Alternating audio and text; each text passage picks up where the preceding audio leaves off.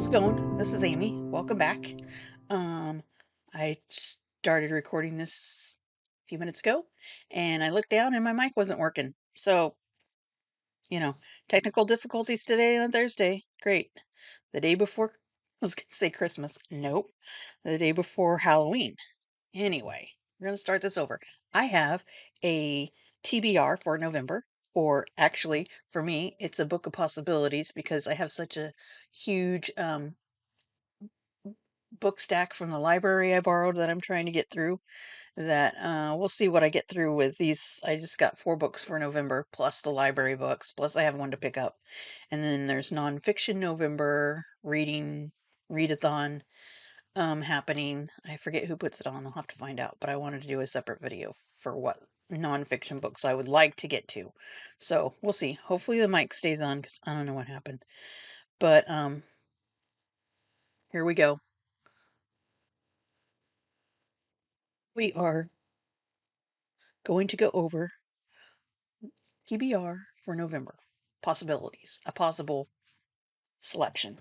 First one is a nonfiction, which I got this year, this summer, I think, and it's a nonfiction. Fiction. It's Eric Larson, The Story of a Gun.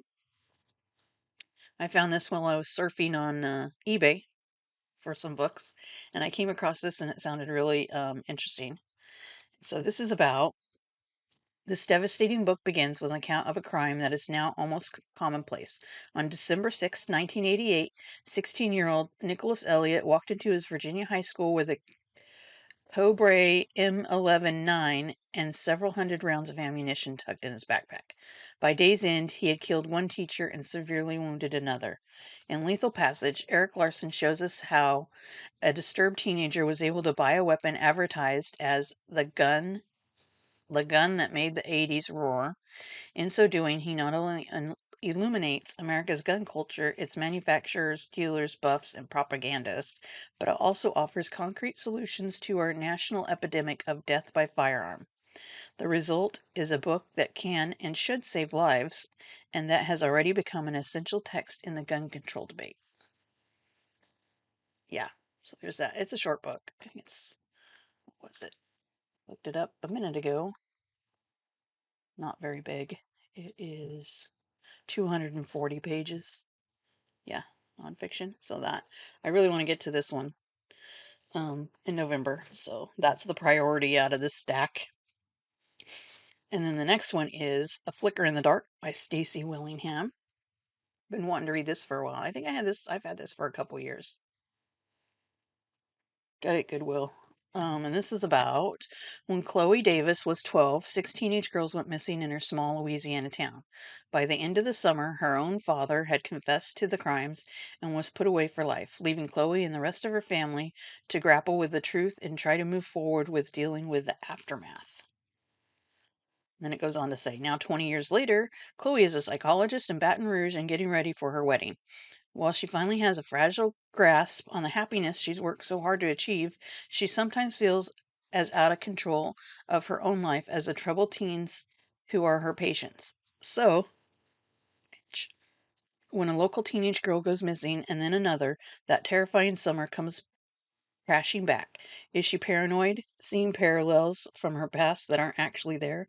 Or for the second time in her life, is Chloe about to unmask a killer? So yeah, so that's a little chunky book. That's a regular size. I'd say average size for me to read. And it has a preview of the next book, which was at the time All the Dangerous Things. So, and this is 386 pages. Been wanting to read that for a while because it sounds really interesting.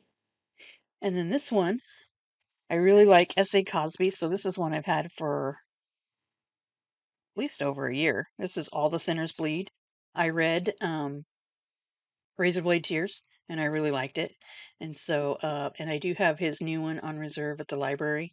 Um, can't think of the name of it, but there's kind of a line for it, so I don't know when I'm going to get that one. But this one is, yeah, this one is Black Sheriff a serial killer, a small town ready to combust. hmm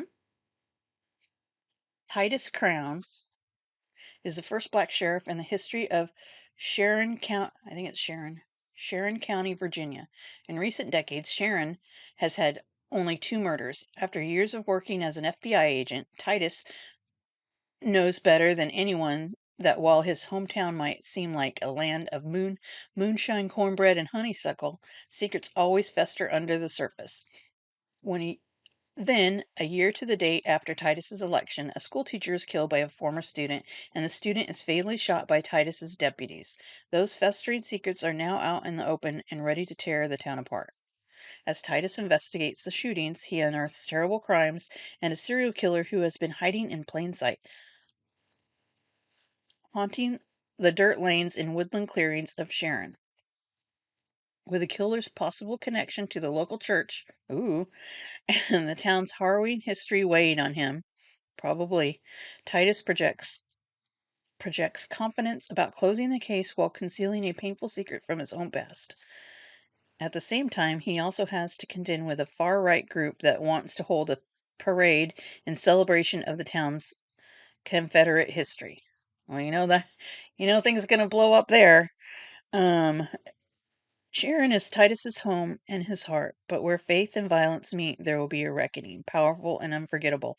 All the Sinners Bleed confirms S.A. Cosby as one of the most muscular, distinctive, grab you by the both ears voice in American crime fiction. Okay, that was weird. Um, yeah. So I did like Razor Blade Tears, and I'm sure I'm gonna enjoy this one too, because I've heard other people talk about it and they've liked it. Yeah. So there's that one, and the last one that I've been wanting to read for years in November, and I've had this. I don't know how long I've had it. It's been out for a while, and I've had it for a while, and it's Stephen King, and I've never got around to oh, dusty, reading it in November, but I I'm gonna try to at least start it, make a point, because it's Stephen King, so it's chunky. So this is 11/22/63, because it's in November, and this is about, of course, that was the date that JFK was assassinated in Dallas, President John F. Kennedy. Um, and I love this hardback. The has the newsprint, of the thing, the news headlines. Yes. So this is a big one, and I've been putting it off, but every time I want to start it, I'm like, no, I want to start it in November. So yeah, this is move my mic a little bit because we're gonna turn some things off.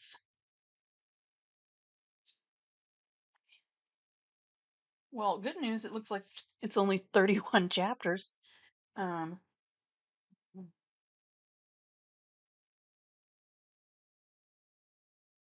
yeah, I think it's 823 pages. Mm, what's it? Yeah. So, and there is a series on somewhere, Hulu. I don't know. I know they made this into some series. I don't know how if it was just one season, two seasons, but yeah. And so I'd like to watch that after I finish that. So this one, if you don't know, if you haven't been around, oh, this is huge. This is huge. This is um says in bold. On November 22nd, 1963, three shots rang out in Dallas. President Kennedy died and the world changed. What if you could change it back?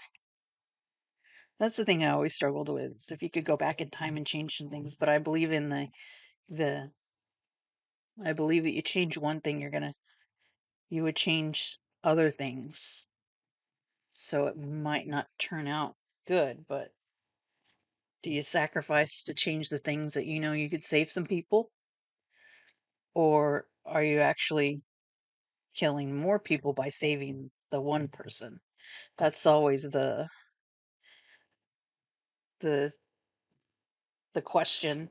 the big question. You could go back in time and do something like that. Save Abraham Lincoln from assassination, save JFK, something like that. But I think it would change other things because, you know, it I don't think you could just change it and it would just be okay. I don't think it works like that. But so I have a struggle with probably not going back and doing things like that. But yeah, and I don't think we can. So there we go. But this, let's see. Yeah, there's a synopsis. This book it's heavy. Hmm. Okay. Says, in this brilliant conceived tour de France, Stephen King, who has absorbed the social, political, and popular culture of his generation more imaginatively and thoroughly than any other writer, takes readers on an incredible journey into the past and possibility of altering it. It begins with Jake Epping, a 35-year-old English teacher in Lisbon Falls, Maine, who makes extra money teaching GED classes. He asks his students to write about an event that changed their lives, and one essay blows him away, a gruesome, harrowing story about the night more than 50 years ago when Harry Dunning's father came home and killed his mother, his sister, and his brother with a sledgehammer. Reading the essay is a watershed moment for Jake, his life, like Harry's, like America's in 1963, turning on a dime. Not much later, his friend Al, who owns the local diner, divulges a secret. His storeroom is a portal to the past, a particular day in 1958, and Al insists Jake Al enlists Jake to take over the mission that has become his obsession, to prevent the Kennedy assassination. So begins Jake's new life as George Amberson in a different world of Ike in a different world of Ike and JFK and Elvis, of big American cars and sock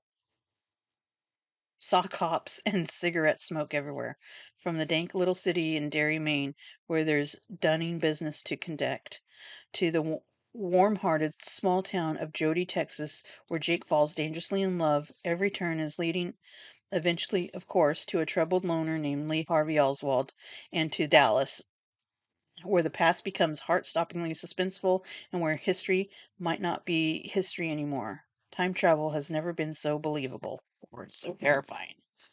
So yeah. So ooh, ooh, always accidents. 11/22/63. So that is my list of book of possibilities for November. I would like to start this one and read the nonfiction one at least, but uh yeah, we'll see. So that's that. Thanks for coming by, and I'll probably see you after Halloween. Hope you survive. Follow the rules of um, the rules of the horror movies or the horror How to Survive. That's if you happen to come across something that you're in trouble, go get the police.